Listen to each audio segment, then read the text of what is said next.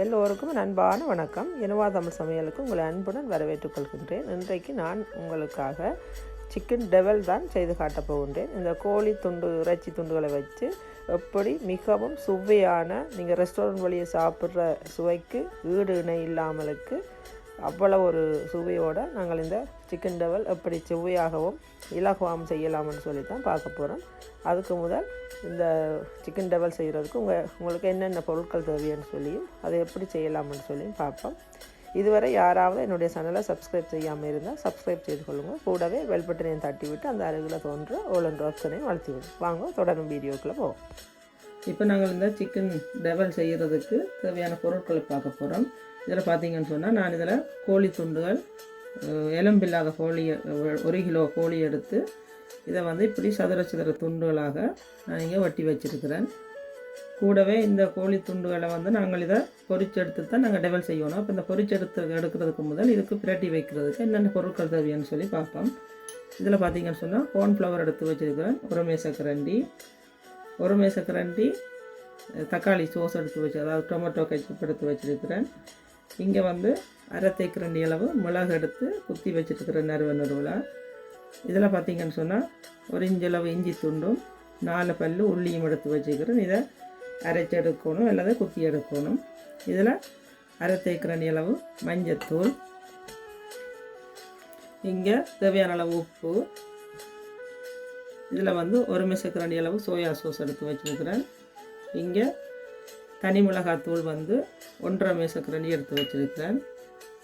அடுத்தது நான் ஒரு தேசிக்காயை 4ஆக வெட்டி அதில் ஒரு பங்கு எடுத்து வச்சுருக்கிறேன் தேசி புளி விடுறதுக்கு. நீங்கள் வினிகர் விட விருப்பம் இல்லை, வினிகரும் விடலாம். இவ்வளவு தான் இந்த சிக்கனை நாங்கள் மேரினேட் பண்ணுறதுக்கு தேவையான பொருட்கள். வாங்க இதை எப்படி செய்கிறான்னு பார்ப்போம். இப்போ முதல்ல நான் இந்த இஞ்சியை முள்ளியையும் குத்தி எடுத்துகிட்டு வர போகிறேன். இப்போ பார்த்திங்கன்னா நாங்கள் இது எல்லாத்தையும் மிக்ஸ் பண்ண போகிறேன். நான் இந்த தேசிக்காயை புளியை எடுத்து வச்சுருக்கிறேன். தேசி புளியை விடுறேன்.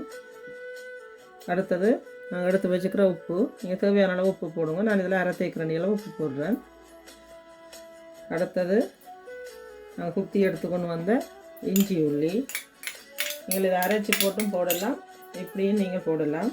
அடுத்தது தனி மிளகாத்தூள், அடுத்தது மஞ்சத்தூள், மிளகுத்தூள். இப்போ இந்த பொருட்கள் எல்லாத்தையும் ஒருக்கா நல்லா கலந்து விடுவோம். அப்போ தான் உங்களுக்கு உப்பு, அந்த புளிப்பு, மிளகாத்தூள் எல்லாம் இந்த இறைச்சியில் வடிவாப்பிடாலும். இந்த சோயா சோஸ் அதில் விட்டால் ஒரு இடத்துலையே அப்படியே இருந்துடும்.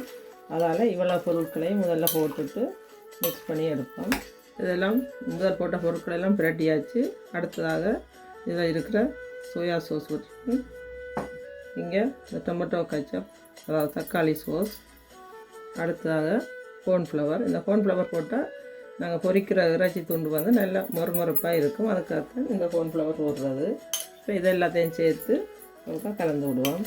பார்த்திங்கன்னா இந்த கோழி துண்டுகளை வடிவாக நான் எல்லாம் பிரட்டி எடுத்துட்டேன். இப்போ நாங்கள் இதை ஒரு 15 நிமிஷத்துக்கு இப்படியே பிரட்டி வைப்போம். வச்சுட்டு இந்த டெவலுக்கு தேவையான மிகுதி பொருட்களை நாங்கள் ஆயத்தப்படுத்துவோம். வெங்காயம், குடமிளகாய்களை வெட்டி எடுப்போம்.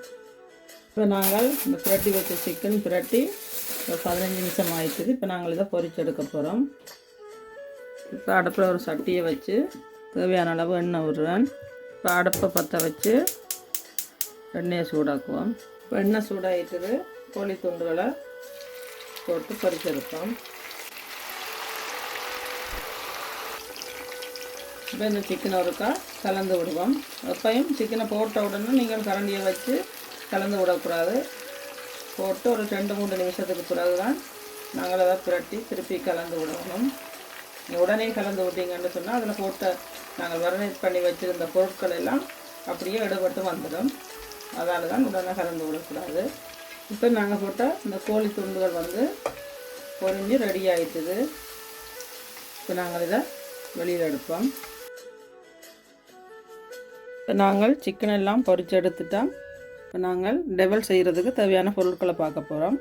இதில் பார்த்தீங்கன்னு சொன்னால் நான் நல்லா சதுர சதுர துண்டுகளாக வெங்காயம் வெட்டி வச்சுருக்கிறேன். வெங்காயத்தை வெட்டி போட்டு நீங்கள் இதை அந்த ஒவ்வொரு தட்டு அது வரும், அப்படி கலட்டி வைக்கணும். அப்போ தான் உங்களுக்கு அது நல்லா இருக்கும். இப்படி ஒவ்வொரு துண்டுகளாக எடுத்து நான் வச்சுருக்கிறேன். அடுத்தது இதில் கடைசியாக போடுறதுக்கு இதில் பார்த்திங்கன்னா இந்த வெங்காயத்தை நான் கொஞ்சம் சின்னதாக வெட்டி இருக்கிறேன். இதைத்தான் முதல்ல போட்டு வதக்க போகிறேன். வதக்கி போட்டு தான் பிறகு இந்த பெரிய துண்டு வெங்காயத்தை நான் போட போகிறேன். அடுத்ததாக பார்த்திங்கன்னு சொன்னால் இதில் சில்லி ஃப்ளேக் அந்த நறுவல் மிளகாய் பவுடர் எடுத்து வச்சுருக்கிறேன். அதாவது கட்டத்தூள் இல்லை வெட்டத்தூள்னு சொல்கிறது. இது வந்து ஒரு 2 தேக்கரண்டி எடுத்து வச்சுருக்கிறேன். இங்கே கறி லீஃப் எடுத்து வச்சுருக்கிறேன், கருவேப்பிலை. அடுத்தது பச்சை மிளகாய் வந்து நல்ல நீளமாக வெட்டி வச்சுருக்கிறேன். அடுத்தது இது வந்து சிக்கன் சூப் கட்டி அந்த டேஸ்ட்டுக்காக போடுறதுக்காக எடுத்து வச்சுக்கிறேன். பச்சை மிளகாய் வந்து 4 பச்சை மிளகாய். மற்றது இஞ்சியும் உள்ளியும் இதில் வந்து ஒரு இஞ்சளவு இஞ்சி எடுத்து சின்ன குட்டி துண்டுகளாக வெட்டி வச்சுருக்கிறேன். இங்கே வந்து தனி மிளகாத்தூள் வந்து 2 தேக்கரண்டி எடுத்து வச்சுருக்கிறேன். இது வந்து 4 உள்ளிப்பல் எடுத்து சின்ன குட்டி துண்டுகளாக வெட்டி வச்சுருக்கிறேன். இங்கே குடமிளகாய் பார்த்திங்கன்னு சொன்னால் 3 நிறத்துலேயும் 3 மிளகாய் எடுத்து வெட்டி வச்சுருக்கிறேன். அடுத்ததாக தக்காளி பழம் 4 தக்காளி பழம் எடுத்து வெட்டி வச்சுருக்கிறேன். ஆனால் இந்த தக்காளி பழத்தை பார்த்திங்கன்னு சொன்னால் உள்ளுக்கு இருந்த விதைகள் எல்லாம் நான் எடுத்துட்டேன். தனியாக தான் தக்காளி பழத்தை வெட்டி வச்சுருக்கிறேன். என்னென்னு சொன்னால் விதைகளோட போட்டிங்கன்னு சொன்னால் உங்களுக்கு டெவல் வந்து தண்ணியாக போயிடும். அதால் விதைகள் எல்லாத்தையும் நீக்கிட்டு எடுத்து வச்சுருக்கிறேன். இதில் பார்த்திங்கன்னு சொன்னால் இதில் வந்து சில்லி சோஸ் ஸ்வீட் சோஸ் வந்து எடுத்து வச்சுருக்கிறேன். இது இந்த சோஸ் இந்த மேகி சோஸ் தான் நல்லா இருக்கும் இதுக்கு. அதுக்காக நான் இதை எடுத்து வச்சுருக்கிறேன். அடுத்ததாக டொமேட்டோ கெச்சப் எடுத்து விட வச்சுருக்கிறேன். கொஞ்சமாக விட போகிறேன். அடுத்தது ஸ்வீட் சில்லி சோஸ் இருக்குது, இதுவும் கொஞ்சம் விட போகிறேன். அடுத்தது சோயா சோஸ் எடுத்து வச்சுருக்கிறேன். இதில் வந்து நீங்கள் கொஞ்சமாக சீனியும் போடலாம். இப்போ நான் இதில் ஸ்வீட் சில்லி சோஸ் எடுத்து வச்சுருக்கிறவங்க உங்களுக்கு சீனி அதிகமாக தேவைப்படாது. அப்படி தேவைப்பட்டால் நீங்கள் கொஞ்சமாக போடலாம். வாங்க. இப்போ மற்றது இதுக்கு தேவையான எண்ணெயும் வேணும். நான் வந்து இந்த இறைச்சியை பொரிச்ச எண்ணெயில் தான் இந்த டெவலை நான் செய்ய போகிறேன். அப்போ தான் உங்களுக்கு அந்த டேஸ்ட் வந்து நல்லா இருக்கும். வாங்க இதை அப்படி செய்கிறான்னு பார்ப்போம். இப்போ நான் அடுப்பில் ஒரு சட்டியை வச்சுருக்கிறேன். நான் இந்த இறைச்சி நாங்கள் கோழி துண்டுகளை பொரித்த எண்ணெயை தான் இதில் நான் விடுகிறேன் கொஞ்சமாக. ஏன்னா அந்த எண்ணெயை விட்டிங்கன்னு சொன்னால் இந்த டெவல் வந்து கொஞ்சம் நல்லா சுவையாக இருக்கும். அதுக்காக நான் விடுறேன். கொஞ்சமாக தான் எண்ணெய் விடுறேன். இப்போ எண்ணெய் சூடாகட்டும். இப்போ எண்ணெய் சூடாகிட்டுது. எடுத்து வச்சுருக்கிற உள்ளி, இஞ்சி இது எல்லாத்தையும் ஒருக்கா போட்டு நல்லா அந்த வாசம் வர்ற அளவுக்கு வதக்கி எடுப்போம். கூடவே இந்த சின்னதாக வட்டி வச்சுக்கிற வெங்காயத்தையும் போட்டுருவேன். போட்டு இதையும் ஒருக்கா நல்லா கலந்து விடுவோம். இப்போ பார்த்திங்கன்னா இந்த நாங்கள் போட்ட வெங்காயம் வந்து நல்லா வதங்கி வந்துட்டுது. இப்போ இந்த டைமில் அடுப்பை கொஞ்சம் சுலவில் வச்சுட்டு நாங்கள் போட வேண்டிய சோஸ் எல்லாம் போட போகிறோம். இப்போ பார்த்திங்கன்னா நாங்கள் போட்ட வெங்காயம் நல்லா வதங்கி வந்துட்டுது. இந்த டைமில் நாங்கள் எடுத்து வச்சுக்கிற கருவேப்பிலையை போடுறோம். கருவேப்பிலை நான் வந்து எப்பவும் பிச்சு போட்டு தான் போடுவோம். இப்போ நான் இதுக்கு பிக்காமலுக்கு தான் அதை போடுறேன் முழுசாகவே. இதில் நீங்கள் பேலீஃப் இருந்தால் பேலீஃபும் போடலாம், அல்லது ரம்பையில் இருந்தால் ரம்பையிலையும் நீங்கள் போடலாம். இது நான் அது ரெண்டும் இல்லாதபடியாக நான் கருவேப்பிலை போடுறேன். அடுத்ததான் நாங்கள் இப்போ போட வேண்டிய சோஸுகள் போட போகிறோம். அதுக்கு முதல் நான் இந்த வெட்டி வச்சுருக்கிற பச்சை மிளகாயை போட்டேன். இதே முறுக்கா போட்டு அந்த ஒரு நல்ல ஒரு வாசம் வரும். பச்சை மிளகாய் போட்ட பிறகு அந்த வாசம் வந்த பிறகு நாங்கள் சோஸ் போட போகிறோம்.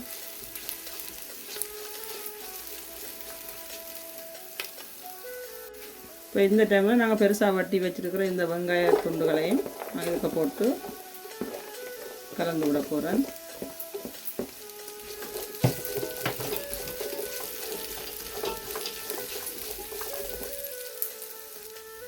இப்போ இந்த வெங்காயத்துக்கு தேவையான அளவு உப்பு கொஞ்சமாக போடுறேன். உப்பை வந்து பார்த்து போடணும். நாங்கள் விடுற சோஸ் எல்லாத்துலேயும் உப்பு சுவை இருக்கும். இப்போ நாங்கள் எடுத்து வச்சுக்கிற இந்த சில்லி ஃப்ளேக் போடுறேன்.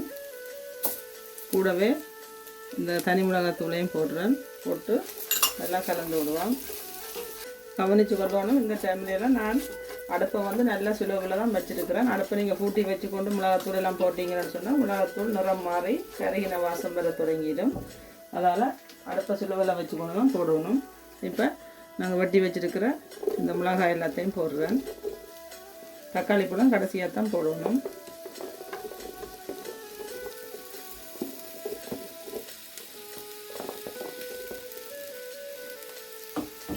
இப்போ இந்த போட்ட மிளகாய் எல்லாத்தையும் இதோட சேர்த்து இருக்கா கலந்து விடுவோம்.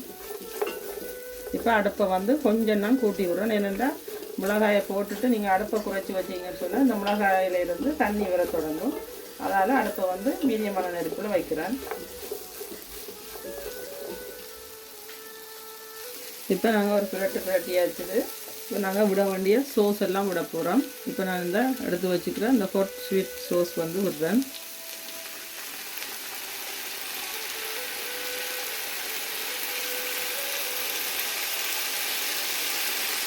இது வந்து நான் ஃபுல்லாகவே விட்டுட்டேன். உங்களுக்கு தேவையான அளவு எவ்வளவு ஈரத்தன்மையாக இருக்கணுமோ அவ்வளோத்தான் நீங்கள் பார்த்து விடணும். இதில் வந்து ஒரு அரைவாசிக்கு இருக்குது சோஸ் வந்து. இந்த ஸ்வீட் சில்லி சோஸை வந்து விடுறேன். அடுத்ததாக டொமேட்டோ கெச்சப் விடுறேன். இது ஒரு 3 மேசக்கரண்டி அளவு விடுறேன். அடுத்ததாக சோயா சோஸ் விடுறேன். இது வந்து 1 மேசக்கரண்டி அளவு விடுறேன். இப்போ இது எல்லாத்தையும் நல்லா ஒருக்கா கலந்து விடுவோம். இப்போ அடுப்பை வந்து நான் நல்லா கூட்டி வச்சுருக்கிறேன்.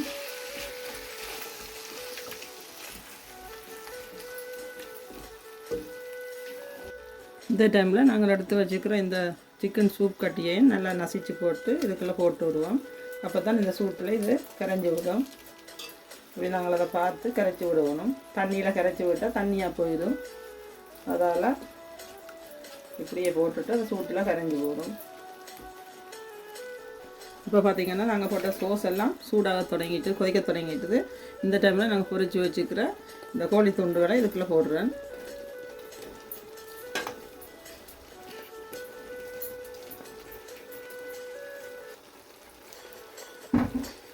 போட்டு ஒருக்கா இதோட நல்லா கலந்து விடுவோம். அப்போ தான் நாங்கள் போட்ட இந்த பொரிச்ச கோழி துண்டுகள் எல்லாம் வந்து இந்த சோஸோட ஊறி உங்களுக்கு கிடைக்கும்போது நல்லா யூஸியாக இருக்கும்.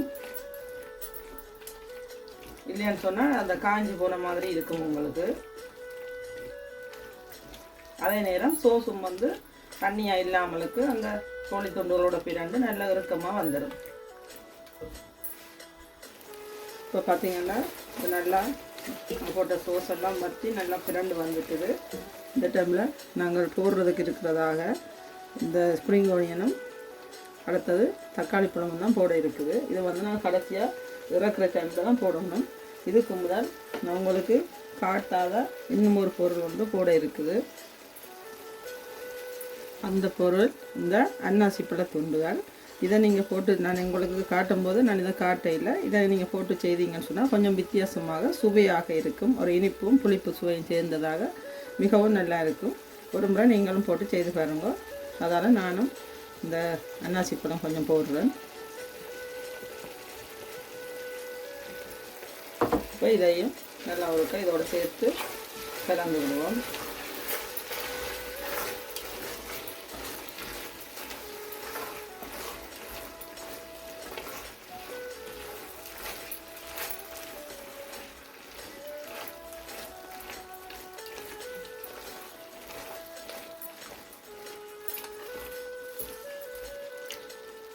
இந்த டைமில் நீங்கள் உப்பு எல்லாம் டேஸ்ட் பண்ணி பார்க்கணும். போதுமாண்டு உப்பு போதாட்டா நீங்கள் போடலாம் திரும்பவும். அவ்வளோதான். நான் இப்போ அடுப்பு ஆஃப் பண்ண போகிறேன். அடுப்பு ஆஃப் பண்ணிவிட்டேன். அடுப்பு ஆஃப் பண்ணி போட்டு நாங்கள் இதில் போடாமல் வச்சுருக்கிற இந்த தக்காளி பழத்தையும் இந்த ஸ்ப்ரிங் ஆனியனையும் போட்டு கலந்து விடுறேன். இது நீங்கள் சூடாக்கணும் மண்டியில் அந்த சூட்டிலேயே இந்த தக்காளி பழமும் இந்த ஸ்ப்ரிங் ஆனியனும் வெந்து வந்துடும். இந்த சூடாக இருக்க நல்லா அதை தக்காளி பழத்தை போட்டுட்டு அடுப்பில் வச்சிங்கன்னு சொன்னால் தக்காளி பழத்தில் இருக்கிற தண்ணியெல்லாம் இதில் வந்து டேபிள் தண்ணியாக போயிடும். அவ்வளோதான். நாங்கள் செய்த இந்த கோழி டேபிள் வந்து சூப்பராக ரெடி ஆகிட்டுது. இப்போ நான் இன்னொரு பாத்திரத்துக்கு இதை மாற்றி காட்டணும். இதோ நாங்கள் செய்த டேபிள் சூப்பராக ரெடி ஆகிட்டுது. பார்க்கவே எவ்வளோ ஒரு அழகாக இருக்குது. இதை வந்து நீங்கள் கடையிலெல்லாம் போய் வண்டி சாப்பிட்டீங்கன்னு சொன்னால் நிறைய காசு கொடுத்து தான் இந்த டேபிளை நீங்கள் வண்டி சாப்பிடணும். இதை நீங்கள் வீட்டிலேயே செய்தீங்கன்னு சொன்னால் உங்களுக்கு தெரியும் நீங்கள் என்னென்ன பொருட்கள் போடுறீங்க, இதை எப்போ வாங்கின பொருள் ரெண்டெல்லாம் தெரியும். அப்போ இதை நீங்கள் ஃப்ரிட்ஜில் வைக்காமலுக்கு ஃப்ரெஷ்ஷாகவே நீங்கள் செய்து சாப்பிடலாம். உங்களோட பிள்ளைகளுக்கு கொடுத்தீங்கன்னு சொன்னால் மிகவும் விரும்பி சாப்பிடுவினோம். அதுலேயும் இந்த சிக்கன் டெவலை விரும்பி சாப்பிடாத சின்ன பிள்ளைகளே இருக்க மாட்டினோம். மிகவும் பார்க்கவே இவ்வளோ ஒரு அழகாக இருக்குது. இதே மாதிரி நீங்களும் இந்த உங்களோட வீட்டில் பிள்ளைகளுக்கு செய்து கொடுக்கலாம்.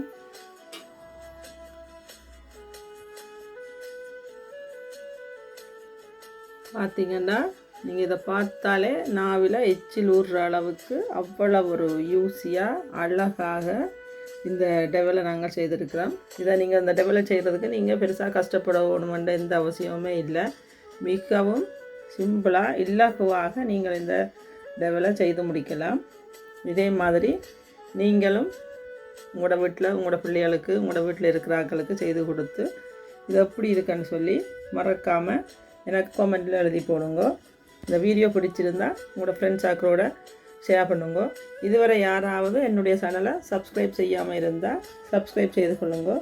கூடவே இந்த அருகில் தோன்ற பெல் பட்டனையும் வளர்த்தி விட்டு அந்த ஓலன்ற ஆப்ஷனையும் வளர்த்தி விட்டீங்கன்னு சொன்னால் நான் போடுற ஒவ்வொரு வீடியோக்களும் உடனுக்குடன் உங்களுக்கு வந்து சேரும். மீண்டும் இன்னும் ஒரு புதிய வீடியோவில் உங்களை சந்திக்கும் வரை நான் உங்கள் ஜெனோவா. நன்றி.